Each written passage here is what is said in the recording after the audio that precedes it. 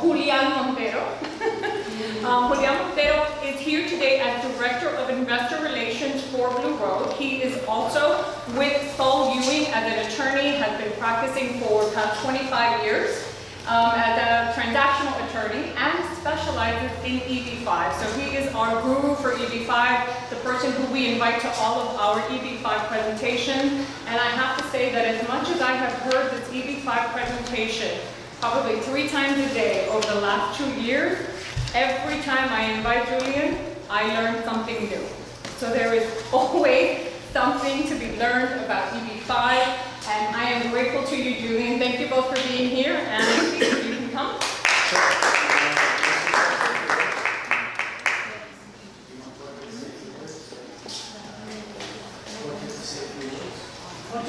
Absolutely. What would you like to say?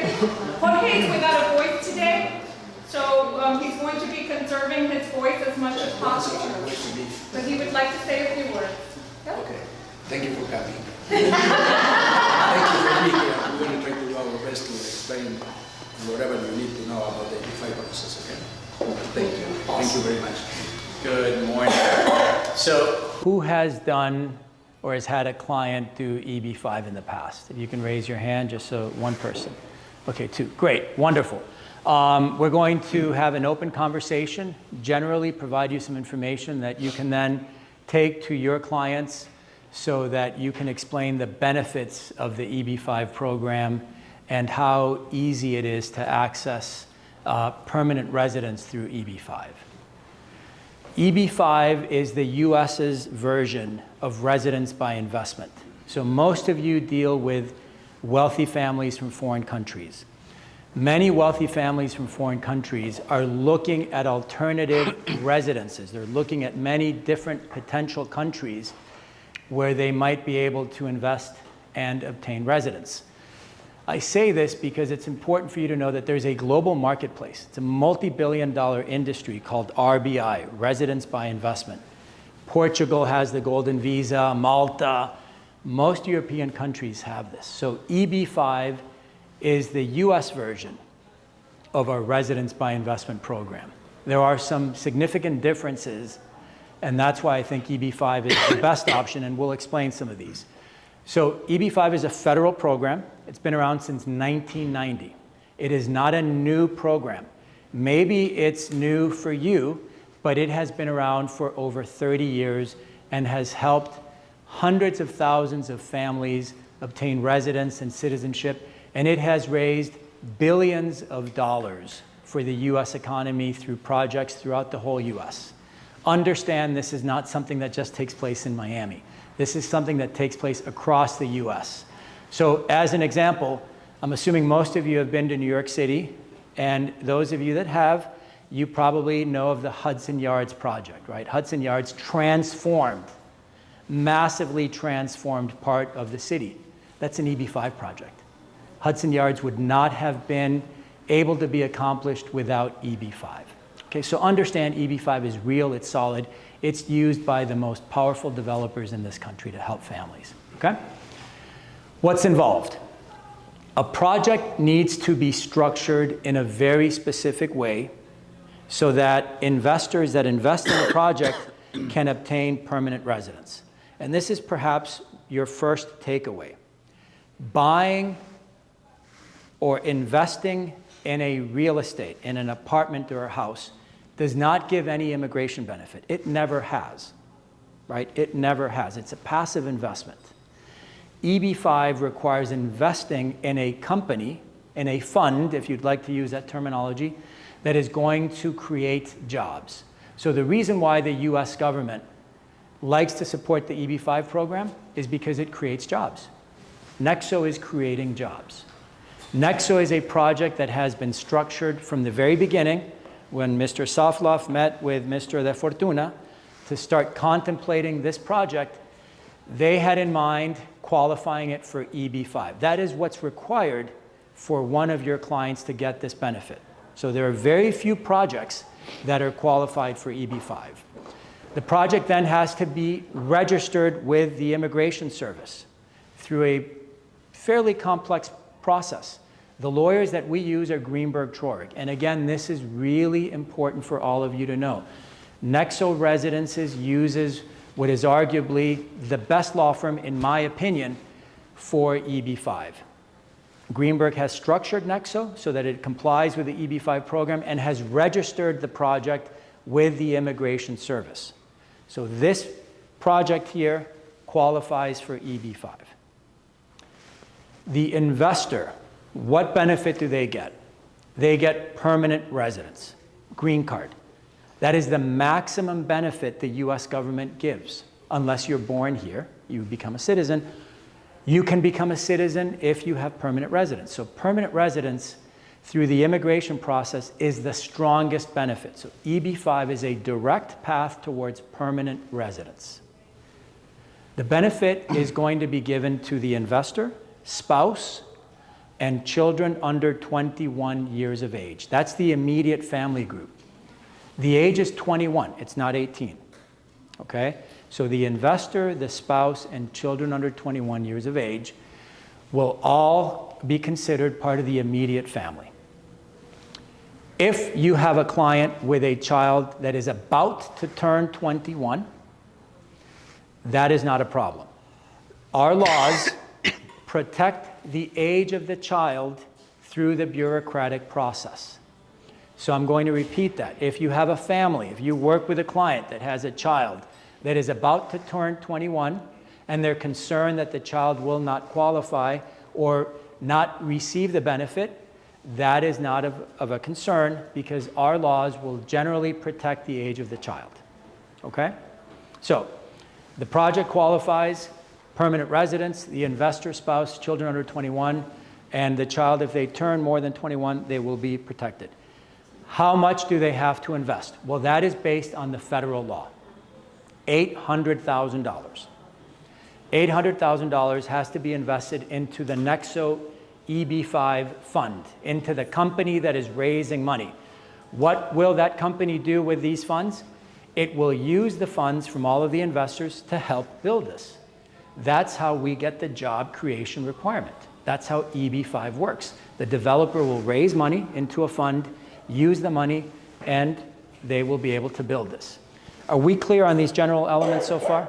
Okay, great. So, how does somebody get this benefit? This is where this program, in my opinion, has gotten much more interesting over the last year. Traditionally, EB-5 was a two-step process. You'd make the investment, the lawyer would file this application, right? This application goes to Washington, D.C., and then the family would wait. Typically, they would wait in their country until the EB-5 application was approved, and then they would have a consular interview, right? So it was 1, 2. You file the application, you wait in your country, then you have an interview and you receive the benefit. And that's a lengthy process. And you were outside of the US with really no benefit. So you were making this investment and you still had to wait. All of that changed last year, July of 22. This is important.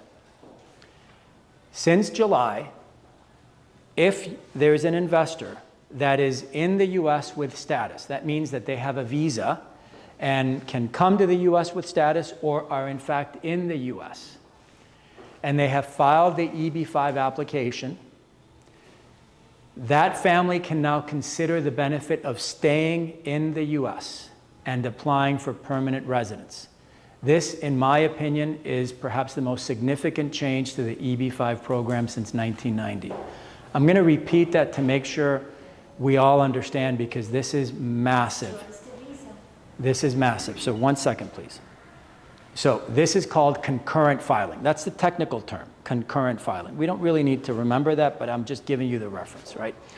What I'd like for all of you to keep in mind is that if you're working with a family that is interested in getting the permanent residence, so they've explained to you, you know what, I'd love to really consider coming to the US, but I've never figured out how it is. I heard it's hard. You can say, well, we have a project that qualifies. If they have the money, they invest the 800. Here's the bottom line. The family will decide when they want to come to the US to start living here. It's as simple as that.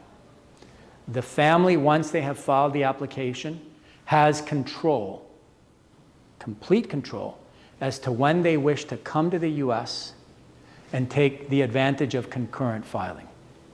The reason is that the EB-5 law now allows a family that has the status in the US to apply for permanent residence, or make a second application while the EB-5 application is being reviewed.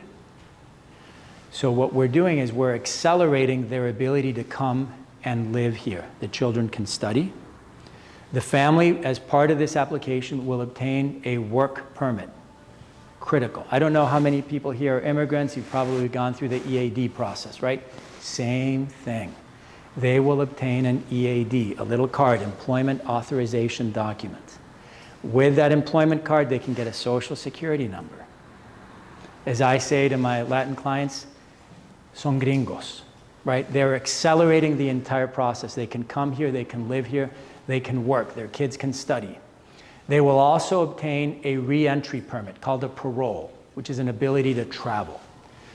So, the families that wish to wait in the US, that do not wish to wait outside in their country, they will decide when they want to come. Maybe they want to come at the time they make the application. Maybe they are here. We've actually had a few meetings here over the last few months with Maria Elena and others from her team where we've met with investors that are here. They learn about this and they're like, well, I don't need to go back? No. We can do the EB-5 application, apply for residence, you stay. You will get your work permit, you'll get a travel permit, and then you will travel not as a tourist or whatever other category you're in. You are traveling because you have filed for permanent residence. I'm going to pause right there to make sure we're all on the same page. Does anybody have any questions over the main points? Please. But travel permit takes time. So great. At least, what's the average? How many? Perfect. Let's talk about that. This is important. If somebody wishes to obtain the benefit of concurrent filing, the sacrifice they're going to have to make is they're going to have to be in the US for a period of time. Okay? Is that a sacrifice? I don't know. But there is a requirement because the bureaucracy takes time. So the employment card is going to take 6 months. The travel permit is going to take 6 to 8 months. It's all over the place. It's very difficult to specify how long something will take with this agency because there's lack of consistency generally. But the family is going to have to be here. If we get to that stage, by the way, you're not doing this by yourself, right? I'm giving you information for you to speak to your contacts, identify who has the money, they need to have the money, and who has an interest. Once you identify those people, you'll contact your contact here at Nexo, and we will have multiple conferences, free of charge, to explain how this process works. We are a team. We're successful if you're successful, right? So we want to make sure that you're successful. So we're here to help, okay? So they're going to have to be here a little bit of time, but if you have somebody that's interested, we'll have that conversation. We'll have a Zoom, or WhatsApp, whatever it is. Or if they're here, we'll have a meeting here. Person in yellow in the back, you had a question. Yes, what kind of visa they should be here? Like, So the question, if you didn't hear, is what kind of visa they should be here, as long as they have status. resident, being resident in the United States. Well, no, so resident means something different to me. I'm a lawyer, so that's a magic word, right? But if they're living here, if they're here, they probably came because they have a visa in their passport and they're here legally. If somebody's here without status, unlawfully or illegally, this is not for them, right? Tourist visa? A tourist visa can work, absolutely. So a tourist visa can work. We have to do some careful planning and coordination, but a tourist visa gives someone status. And if they come and have status, they're able to do concurrent filing with proper planning. One item here on this, because this is important. A lot of you probably deal with European families. If you enter with visa waiver, the ESTA, visa, and you guys are nodding your heads, so you know what this is. Visa waiver is not status. So if somebody comes with a visa waiver and does the EB-5 before or after, they cannot do concurrent filing. Visa waiver is the absence of status. That's why it's a waiver. So they must come with a visa that gives them status. Does that make sense? Okay, question. Are there any countries excluded right now? Yes, but none of the countries that you're concerned with. So North Korea, anybody have North Korean clients? I didn't think so, right? Syria, so that's it. There are, yeah, this is, China's fine, yes. Iran is fine, actually, yeah. Russia, of course, yeah, absolutely. Russia is a very active, Russians are very active with the EB-5 program. But since July, for Russia and China, we are making commitments that they are not Russian or Chinese to able to sell the property. Yeah, so this is a property. Okay, so we're first of all, we're speaking about EB-5 at the moment. And I don't know what you do or what you don't do. I can explain to you my opinion on, you're referencing our new law that came into effect in July, and we can discuss that offline once this is over. But I would like to add, that law pertains to anyone who is not a permanent resident. If they are applying for EB-5, they are becoming a permanent resident, so then they can purchase whatever they want. Okay, so for the purpose of this conversation today, that doesn't oppose. yeah, okay, so let's leave that one for the moment. You have another question? Yeah, but aren't they, when they're putting down their money, is that in exchange for buying real estate here, or is it just an investment? for the- Okay, so EB-5 is an investment into a fund. So just to give you a little bit more flavor, the investor will receive a bunch of legal documents, a private placement memorandum, a subscription agreement. When somebody invests in a company, you obtain a document called the subscription agreement. That's fairly common in any type of private equity investment. So EB-5 is an investment in a company. They're actually owners, a small percentage of the company that is raising money for the EB-5 program. That's how EB-5 works. So for EB-5, we have no concerns at this level with Russia or China. So are we all clear? Permanent residents, who gets it, investor, spouse, children, the amount, 800, covers the entire family. Flexibility as to when somebody would like to come. You can wait in your country, or after you file, you decide when you want to come. If you're already here, you can stay. If you don't need to go back to feed the dog, you don't have to go back. Question? About the children who are almost 21, can you explain how they are protected? Okay, so the question was, how are the children that are almost 21 protected? The law is called the Child Status Protection Act, CSPA. It protects the kids. Means that they can stay, they can go to college, they can do Yeah, that? so think of it this way. When mom and dad file the application, the child will have a certain date, 20 years, 8 months, and 5 days. When they file the application, it freezes the age of the kid. Why are we doing this? The government doesn't want to jeopardize families because of its bureaucracy. It's that simple. But they have to be not 21 when, during the application. Yeah, when they file the application, they cannot be 21. They have to be less than 21. Any other questions of what we've covered? Yes. Just more like a clarification. So if the person is they want to start off fresh and they're in Spain, let's say, and he doesn't have any status or anything, he has to go through the original process, or he cannot qualify for this program at all? No. You have two doors. Classic door. I'm going to file my EB-5 application, wait in my country, not because I don't have a visa, because I'm too busy, and I really have no need to come for the next 3 or 4 years. I'm going to wait until the EB-5 office in Washington, D.C. approves my application, and I have an interview in Madrid. Okay, that's called consular processing. That's the way the program began in 1990. Consular processing. The new option, they control when they want to come. They can wait a year, 2 years, 3 years, and then decide to come. And when they come, they need to have status, and then the lawyer will file their adjustment of status. Some of you have probably already heard that term. That's what we're doing, right? Am I going on and on? No, Okay. it's perfect. Actually, what I wanted to say, because it actually took me a little bit of a few sessions Thank you. including to understand that there are two applications. Yeah. The first application is for EB-5. That application goes to Washington, if I Right. understand correct. You're Right. saying, sorry, I'm flying You're saying, I want to file for EB-5. Here, government, I have made the necessary investment to file for EB-5. They check it, they go, okay, you're good to go. Then there's a second application. The second application is for permanent residency.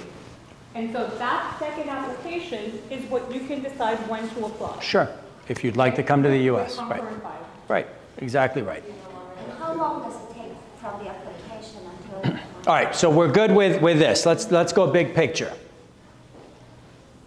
Number one, if a family wants to come and start working, living, studying, we know they have complete control. Now, they're going to be here in that case. They don't have a green card. They have the ability to live, work, study, and travel. They have all of the benefits, but they don't yet have the green card. Why? Because the green card will only come after that first application, the EB-5 application is approved, right? So the approval of the EB-5 is what allows the approval of the green card. We clear on that? We can wait for the green card back home, or we can wait for it inside the US. But we can't get the benefit until the EB-5 application is approved. How long is it taking to approve an EB-5 application? 4 to 5 years. 4 to 5 years. That's what the US government says on the uscis.gov website. That's not what we say. That's what they say.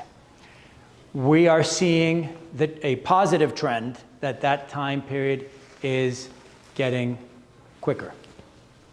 It is moving in the right direction. Congress has a mandate to get it down to like 240 days. It'll be amazing. But right now, it's taking 4 to 5 years. And making the adjustment of status again, you know, when they come with tourist visa, Yeah. does this period get shorter or longer? Right, so this is important. I want to make sure everybody understands it. So we file the EB-5 application. In our mind, that officer in Washington, D.C. is going to take 4 to 5 years to approve this. Let's put some examples. We're beginning October. Let's say I'm from Spain. I have a visa, not visa waiver, or I'm already here as a student. I file my EB-5 application in November. That same day, I can file that second box, my permanent residence application. Concurrent filing. Concurrent means at the same time, right? So I do EB-5, I apply for residence because I'm here. That will allow me to work, study, and travel. So I'm living here. But I will not get my actual green card until Washington, D.C. approves my EB-5, and then I will get my green card in the mail. No interview. In the mail. I've already applied it. They're waiting. They're waiting. They've received everything. I've taken fingerprints. Everything is set. They're waiting for the EB-5 officer to approve that application, and then I will get my green card in the mail. In the meantime, I've been working. I have a social security number. I'm a tax person here.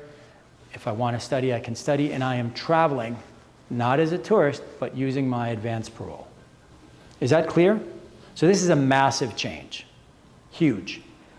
If you have anyone that wants to come to the US or has kids that would like to come here, it's very common for wealthy families to make a donation to a child so that the child can study. That's probably maybe a third of the clients that we see are doing that. The child might already be here studying, might be at Babson or wherever else as a student. Well, that child can obtain residence, and it's going to be much better for him or her because they'll be able to actually get a job. They won't have to go through the process of trying to get a work visa, which is really difficult for students that graduate. We're clear so far. The best part, I think, in all of this is that with solid projects, there's the expectation that the 800 will be returned. So one difference between EB-5 and some of the other countries, programs in other countries, is that there you're making an investment. Whether you'll get it back, you're not quite sure. Here you have the expectation to recover your $800,000. So you'll have your green card, you will recover your capital. When you will recover your capital, that depends on each person's personal immigration life cycle. They have to complete the last step. That last step is filed 2 years after I get my green card. So in our minds, maybe 6 years from now. Hopefully less time as periods get quicker. that's when the project will return the money. Okay? Nexo has some very interesting things that Maria Elena will explain later to each of you, but that's how EB-5 works. Anybody have questions over what we've discussed? Yes. I have to. Sure. If the person doesn't have a visa, they Okay. have to stay in their country. Yeah, but they can do EB-5. So the question is, what if I don't have a visa? Can I do EB-5? Absolutely. How will that work? They will actually receive a stamp on their passport called evidence of lawful permanent residence. So they will get the equivalent of a green card at the embassy or consular post in their country. They'll travel to the US with their Spanish passport with that stamp, enter as a resident, and then will apply for the actual green card, which will come in the mail thereafter. Okay, so if they don't have a visa, they can come back. They can come either way after they apply. Once the process is completed and they have their interview, so about 5 years or so, Okay. right? And the second question is if the kid is in college and he's 18 and he applies, he cannot apply for his parents, right? It's only for him. If the kid isn't, is the kid doing an EB-5? So the kid's gonna give mom and dad a gift? Imagine the parents give the kid $800,000 and he invests them as an investor in the project. Can he apply for his parents as a unit? So in that, no, but usually if the child is under 21, mom or dad would make the EB-5 application and that covers the kid automatically. That's how that works. Okay. There are some instances, by the way, where there are children that are 19 that receive the gift that file their own application because mom and dad are not interested in this. Okay. What else? Can that happen? A 19-year-old can do their own application? They without can, that? they can, because they have the legal ability to enter into a contract at that age. At 19, okay. Yeah, yeah.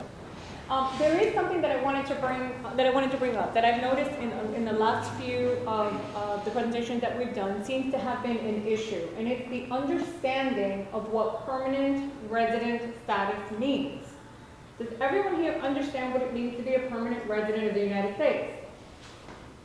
Does anybody here not know what it means to be a permanent resident of the United States? It's actually interesting because we have had a couple, more than one now, a few presentations in the last few weeks where the investor was under the impression that EB-5 was going to give them a visa, a stamp on their passport, allowing them to come and go as they please, forever and ever and ever. They did not understand that they would have to actually reside within the United States for at least 180 days out of the year, correct? Well, you can't be absent. You can't be absent, you can't be out of the country for more than Continuously. 180 days out of the year. Yeah. So this is something very important. I think that, like, we kind of take it for granted that everybody understands what permanent resident status is, but when you're talking to your clients who say that they want EB-5, clarify that with them. Because we have had now more than one. Yeah, great point. So I keep it really simple. Does the person see themselves living in the US? Right. You never have to leave. I still have a passport from Chile. I don't intend to ever live permanently in Chile again. But I still have it. My kids have it. They'll never live in Chile either. You don't have to give that up. Your clients probably make a lot of money in their country. Hopefully they'll continue to make a lot of money in their country. They don't have to give any of that up. What you're doing is you're adding, you're not subtracting. EB-5 is additive. You are enhancing what they already have. Okay? By the way, the group at Saul Ewing, we've got specialists at tax planning. We do pre-immigration tax planning. There should never be a reason. If one of your friends or contacts says, I'm not going to do this because the US tax system is a bad tax system, they don't know what they're talking about. We have the most transparent and efficient tax system there is. With proper planning, there's really no reason why anybody should express that, particularly people from European countries where we know the tax burden is really onerous. Even Chile, they're strict. Yes, Chile is going through a tax reform, passive. Colombia is going through a potential tax reform. You are better off, in many cases, being a US tax resident than a tax resident in foreign jurisdictions. About the 180 days, can you explain that again? Yeah. Okay. Again, I don't. This is not a technical. What I'm here to do is to help you sell, right? Remember, what do we do here? We're here to sell, right? I sell my services. You sell your services. We're going to do this together so that your friends and families that you work with can learn about how they can get permanent residence through the EB-5 program. Right? So we're going to keep it big picture. We're not going to complicate things. EB-5 is for permanent residence. It's for the investor, the spouse, the kids under 21. They control when they want to come here. Okay? Yes? Just a clarification. So I just want the proper way to sell it to my client. Sure. So basically I can, pitch it in the sense of by purchasing, let's say the same client of Spain, and I say this because I have a client from Spain. Sure. By purchasing a unit at Nexo. Time out. Okay. No. You are investing into the Nexo EB-5 fund. Purchasing a unit gives no immigration benefit. It never has, it never will. EB-5 is about investing in a project.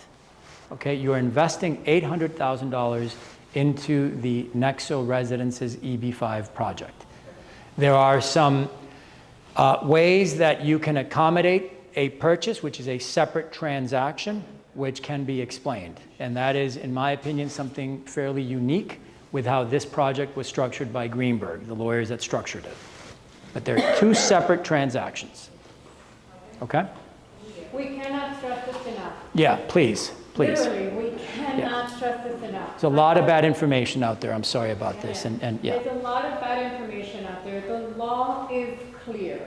The investment has to be into a fund, into a project that is pre-approved, by the way, by USIS, which will create 10 full-time jobs for a period of 2 years. Just remember that over and over in your head. Does buying an apartment create 10 full-time jobs for a period of 2 years? No.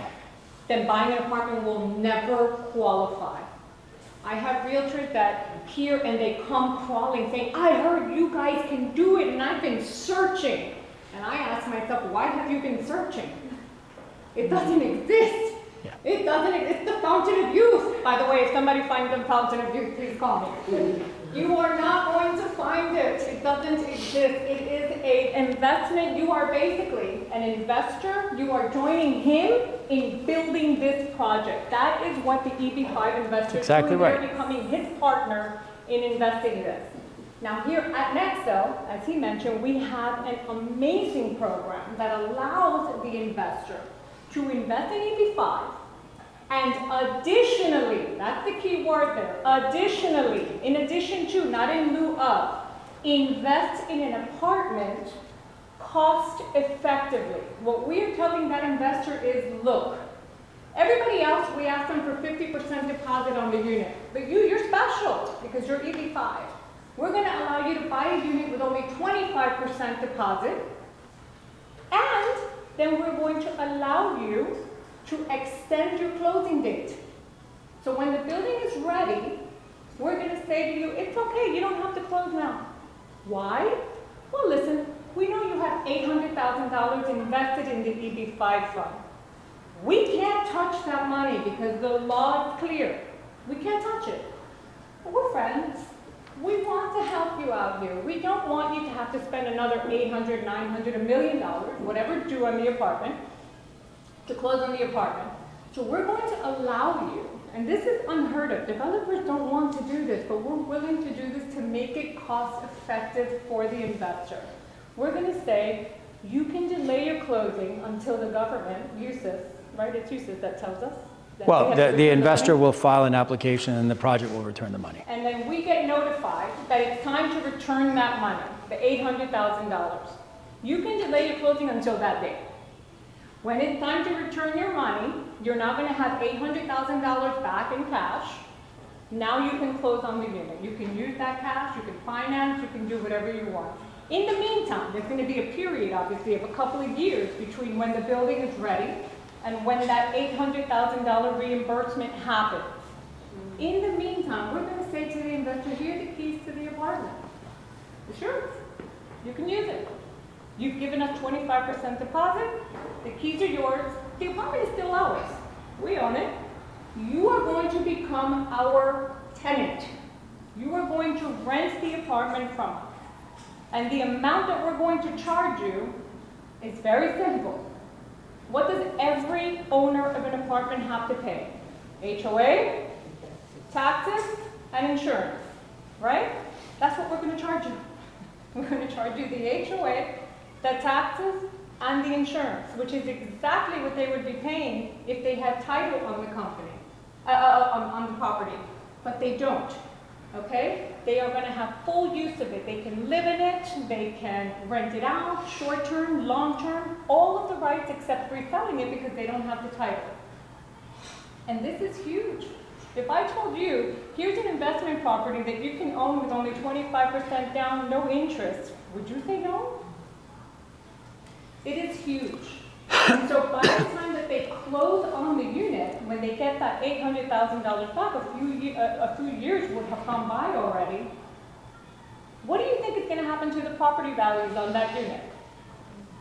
Most likely they will have gone way up, especially for Nexo because of everything that's happening in this area, the growth and all of the construction that's happening in this area.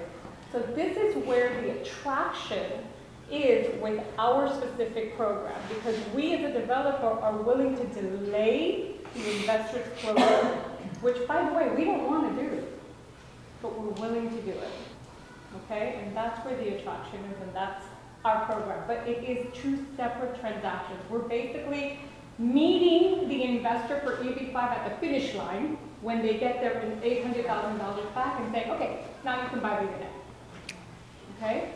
But buying an apartment does not qualify. What percentage of the actual apartments are allocated to? I'm going to respond to that. There's no allocation of a certain percentage of apartments, right? It doesn't work that way. Two separate transactions. So if you have a client that's interested in buying an apartment, you will speak with your contact here, you'll see what's available, and they'll sign the same documents that everybody else signs, right? A reservation agreement or a PSA. Yeah. Period. And let's say you have 300 apartments, it's not just 100 apartments set aside for No, EB-5? no, You don't no, have- no. Yes. But this is why a good question. I listened to the first presentation in July, Yeah. you know, because I'm an immigrant like the people who wants to buy here. You know, Yeah. I made my adjustment of status with my tourist visa, you know, that you are recommending. So Sure. I experienced this. Yeah. So the thing about this, you know, when I first listened to the project, there were some limitations. If you want to sell here, these units are suitable for EB-5 program.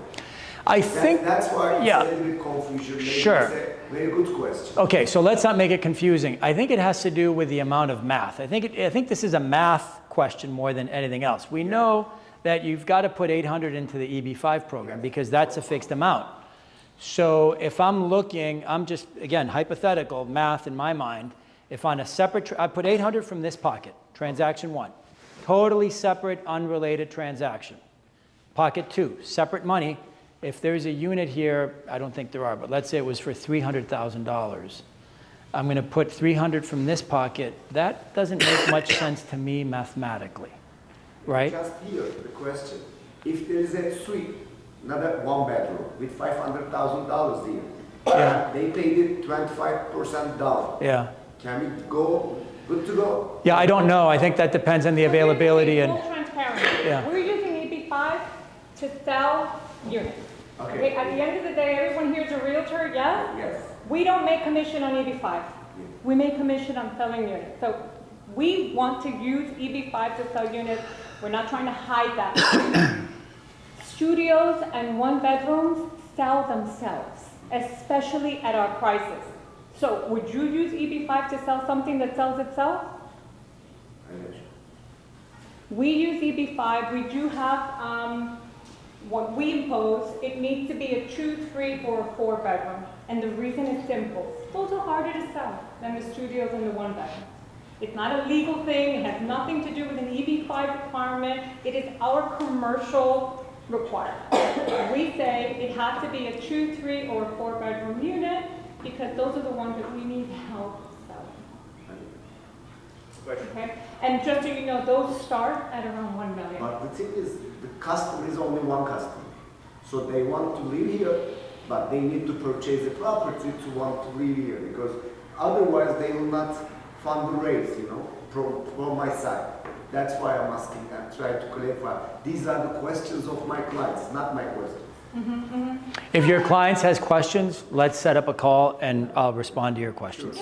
Absolutely. You had a question here.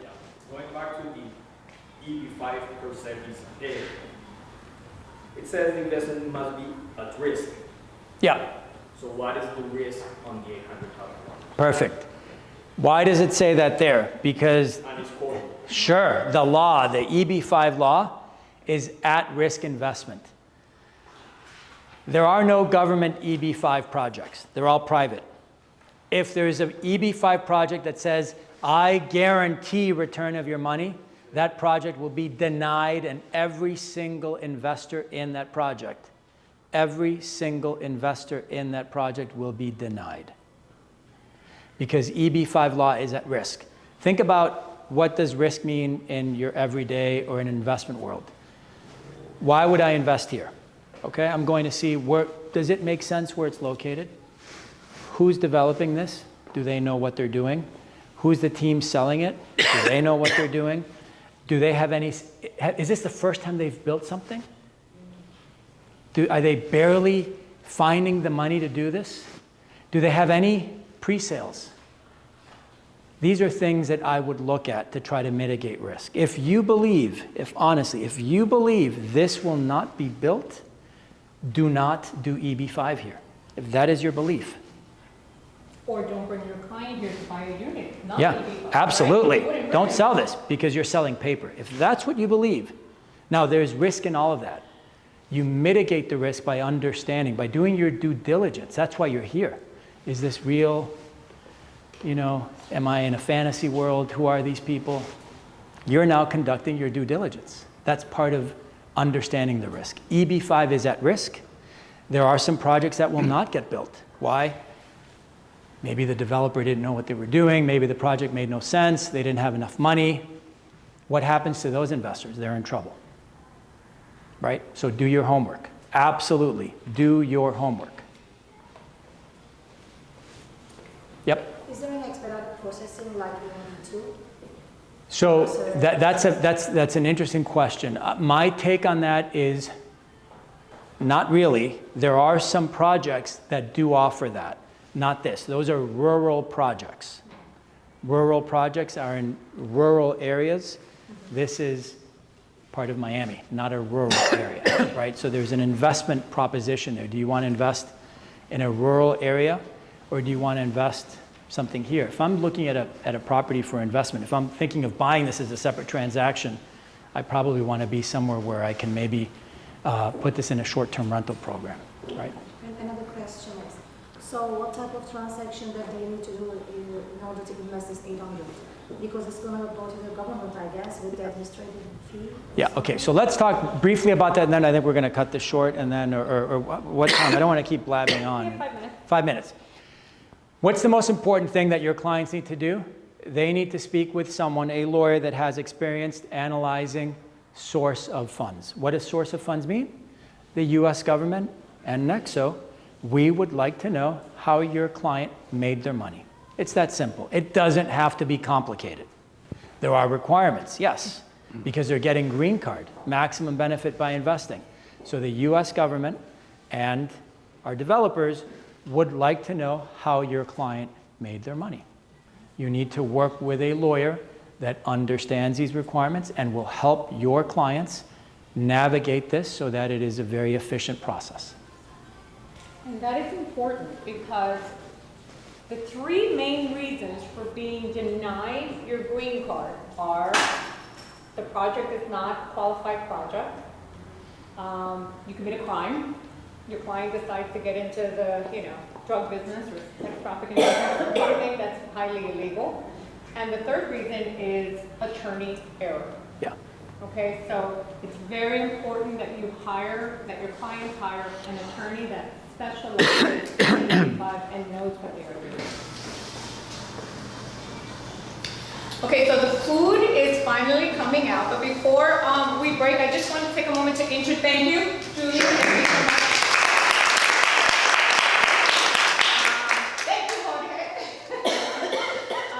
And I want to take a moment to introduce amazing team here. Okay, so we have Alejandra O'Connor, who some of you were invited by Alejandra here today. We have Tatiana Chaparro. Okay. We have Omar Santos. And we have Eduardo Pedrote. So, has everyone here received a presentation on the project? There are a couple of things that were not Do I answered. have a volunteer who wants to give a very quick recap on the project? I'm sorry. Are you going to, how about, is there a fee for us? Things like, is there a commission for us? Are you going to say something like that about the EB-5?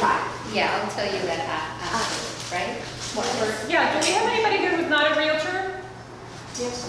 Okay. My Are you, friend. why are you here? Just curious. Okay, fantastic. Just making sure, we have sometimes realtors bring their clients, we don't want to discuss commission in front of clients. So I'll give you a quick presentation of the project. Welcome everybody. My name is Alejandra. We're so excited. We have our groundbreaking date set for October 12th, and we should be delivering.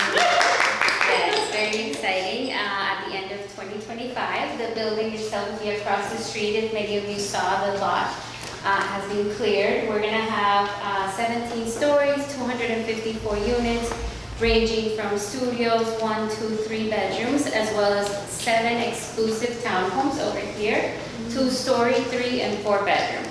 All of our units are residential, and they come fully furnished, which you'll see in a minute, the finishes, and then you can also rent them short term. The townhomes seasonal 3-month minimum, and the rest 3-day minimum. So you can put them in any of those short-term rental platforms like Airbnb. And that is important because of the future of North Miami Beach. There's going to be a huge development coming right here. The owners of Turnberry are developing a brand new city that is going to have a new school, a charter school that was just announced. Lots of parks, lots of shopping, restaurants, entertainment, and one of the most important things, the University of Miami Medical Center. That's going to bring a lot of doctors and professionals to the area that are going to need a place to stay. So if your investor is looking for a property that they can rent short term, this would be the perfect option. And then we have beautiful amenities. The building is a boutique building, but it has a lot to do. We have a beautiful pool, gym, yoga studio, bar, as well as the outdoor movie theater, which is one of my favorites.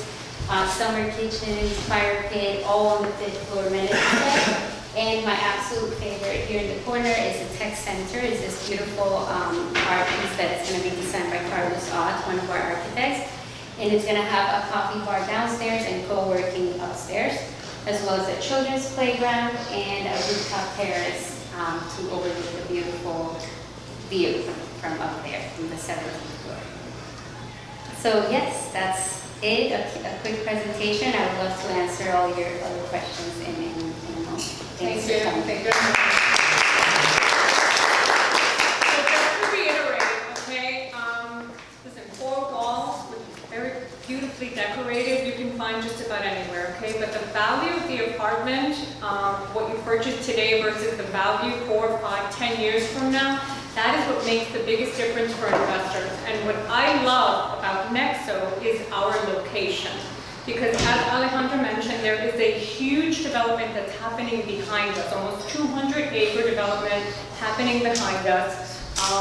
You guys have heard of One Park Tower, okay? But in addition to One Park Tower, the hospital that's coming, that's a private hospital that belongs to the University of Miami. For anyone who doesn't understand, that means it's an educational hospital. They look to recruit the top doctors from all over the world to come and teach the future students that go to the University of Miami Medical School so that they can go off and become top doctors. Okay, so this is a business for the University of Miami. It's going to bring a lot of top-notch people into this area, a lot of high-profile people into this area. The school, they just announced, Mater Academy, a charter school. It's literally going to be right behind Nexo, okay? And they also announced the paddleball court that's coming. I'm sorry, is it pronounced paddle or padel? That's the biggest argument of the week. It's paddle? Okay, I've heard padel.